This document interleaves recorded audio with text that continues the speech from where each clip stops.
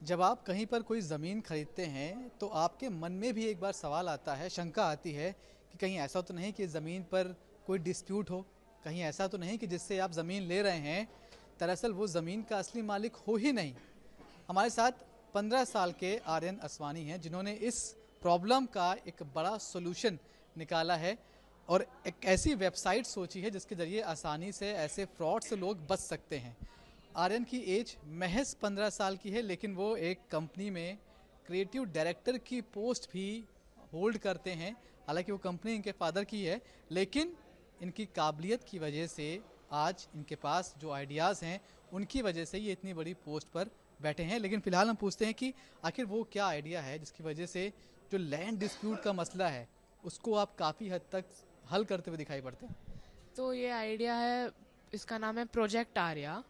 तो हम public notice डालते हैं न्यूज़पेपर्स में, वो गवर्नमेंट डाल सकता है, कोई कंपनी डाल सकती है, तो कोई आम इंसान भी डाल सकता है, जिससे उनको चाहिए कि लोग इसके बारे में अवेयर हो, या तो वो इसमें पर्सनल इंटरेस्ट ले।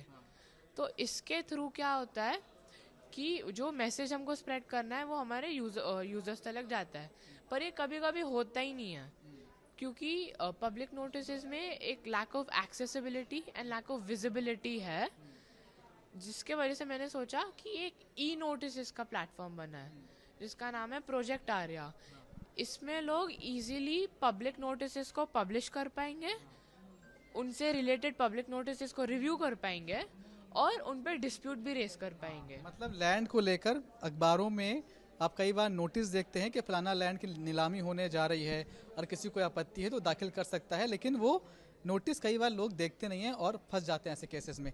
एक बार जो प्रॉब्लम है उसको एग्जाम्पल देते अगर आप सही से समझा पाएँ।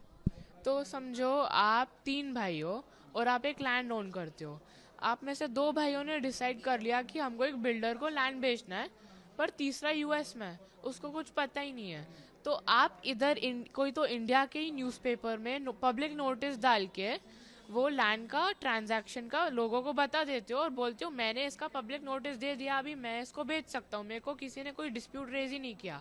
वही आपका तीसरा भाई जिसके लैंड में राइट्स है, पर वो तो यूएस में बैठा है, उसको इसके बारे में कुछ पता ही नहीं है, तो आप लैंड बेच देते हो। और फिर जब तीसरा भाई यूएस से आता है, उसको पता चलता है मेरी लैंड तो बिक गई, तो वो जाके बिल्डर को परेशान करता है। अभी बिल्डर तो बोलता है इन दोनों ने अग्री कर लिया था, तो मेरे को लगा ये लैंड में कोई लिटिगेशन नहीं है, तो मैंने खरीद लिया। तो वो बिल्डर की बिल्डिंग रुक जाती है, जिसमें वो बिल्डर के पैसे चले जाते हैं। फिर जो तीसरा भाई है उसके लैंड राइट्स भी चले जाता है, और जो आम आदमी है उसमें अपने इतने पैसे डाल रहा है उसके भी पैसे अटक जाते हैं। बायर से। हाँ, जो बायर सब उनकी लाइफ सेविंग्स डालते हैं उनके भी पैसे अटक जाते हैं। अब जो आप जिस वेबसाइट की बात कर रहे हो, प्रोजेक्ट आर्या की बात कर रहे हो, वो इस प्रॉब्लम को सॉल्व कैसे करती है? तो इसमें एक फिल्टराइज सिस्टम रहेगा, जिससे लोग लोकेशंस को पिन कर पाएंगे, जो जो एसेट्स जिससे लैंड्स ओन करते हैं उनको पिन कर पाएंगे, और कीवर्ड्स को पिन कर पाएंगे, जिसके जिसके तरफ से उनको इंस्टेंट नोटिफिकेशंस आएंगे, और वो दुनिया में भली किधर भी बैठे रहे वो पढ़ के पब्लिक नोटिस डाल सकते हैं और पब्लिक नोटिस पे डिस्प्यूट मतलब रेस कर उस सकते हैं। वेबसाइट पे उनको ये मालूम हो सकता है कि इस नंबर की लैंड पर जो उनको खसरा नंबर होता है, इस नंबर की लैंड के कितने ओनर हैं, कोई इस पर डिस्प्यूट तो नहीं है, कोई लिटिगेशंस तो नहीं है। हाँ, वो लैंड ही नहीं, कोई भी एसेट की आपको उस पर पूरी डिटेल्स मिल जाएगी, जो ओनर्स है, फिर वो लैंड की जो डिटेल्स है, वो लैंड की जो लोकेशन है, उस पर कोई प्रीवियस लिटिगेशन या तो लॉज अप्लाइड एप्लीकेबल है कि नहीं, वो पूरी डिटेल्स के बाद आप अपना डिसीजन अच्छे से ले सकते हैं। ले सकते हैं। ये तो हुआ इनका एक प्रोजेक्ट। अब ये एक दूसरे चीज़ पर काम कर रहे हैं। आजकल हम देख रहे हैं कि कई सारे डॉग हैं जो कि अग्रेसिव होते जा रहे हैं, और हम बोलते हैं कि अग्रेसिव इसलिए हो रहे हैं क्योंकि वो दिन भर घर में अकेले रहते हैं, खासकर वर्किंग फैमिलीज़ में। क्या सोल्यूशन उसके लिए निकाला आपने? अभी वर्किंग फैमिलीज कम से कम 6 से 8 घंटे बाहर रहते हैं, तो डॉग्स को लोनली हो जाता है, वो डिप्रेशन में चले जाता है, तो उनको एनजाइटी होती है, जिसके वजह से वो एग्रेसिव या तो बहुत ज़्यादा लेजी हो जाता है।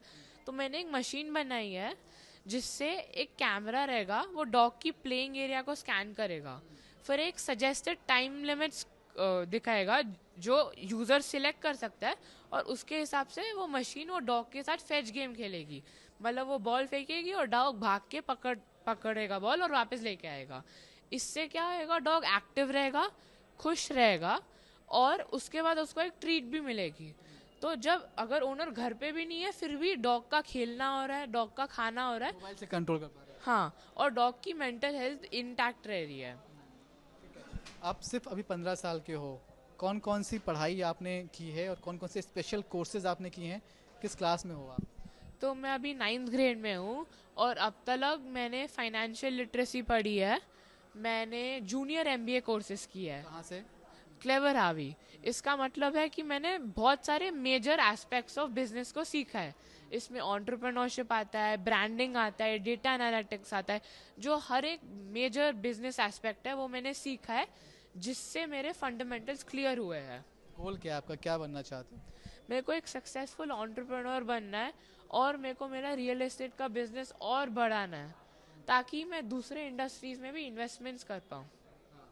रियल इस्टेट में आप किस तरह से हेल्प करते हो? वो जो एक एग्जांपल आप करते कि किसी एक्टर्स को बुलाया, वो सब क्या था?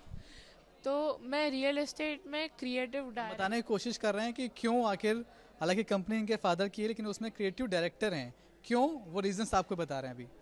तो मैं रियल एस्टेट में एज इन ने बोला क्रिएटिव डायरेक्टर का काम करता हूँ। और एक एग्जांपल देता हूँ, हमने एक प्रोजेक्ट के लिए एक ओपनिंग सेरेमनी रखी थी और उसमें एक एक्ट्रेस को बुलाया था, पर उस जब वो हुआ हमारे, ऐसा यूजुअली होता है बड़े इवेंट्स में हाँ, कि हम किसी स्टार को बुला लेते हैं। तो हम स्टार को बुला देते हैं और हमको लगता है इससे हम फेमस हो जाएंगे, इससे सेल्स बढ़ेगी, पर हम देखते नहीं है कि उसका हमारे सेल्स से, हमारे तरफ जो हमारे साइट के तरफ जो अट्रैक्शन बढ़ रहा है वो उसमें कुछ इंटरकनेक्टेडनेस है ही नहीं, क्योंकि लोग आते हैं, नाचते हैं, इंजॉय करते हैं और साइट का भूल के अपना सब इंजॉय करके चले जाते हैं। सैंपल फ्लैट भी नहीं देखा?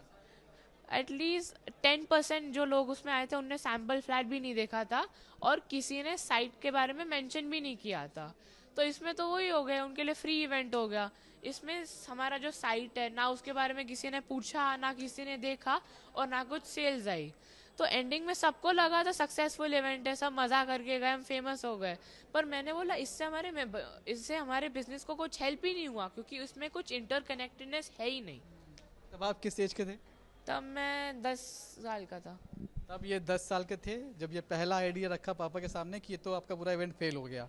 तो कुल मिलाकर इतनी कम एज में इनके पास ऐसे ऐसे बिजनेस प्रॉब्लम्स के सॉल्यूशन हैं जिनको सुनकर आप हैरान हो गए होंगे। हम इन्हें खूब सारी बधाई देते हैं, शुभकामनाएं देते हैं कि आगे जाकर इनके आइडियाज़ और डेवलप हों और ये देश का नाम भी रोशन करें। कैमरामैन शैलेंद्र के साथ मनीष चौरसिया, नोएडा, आज तक।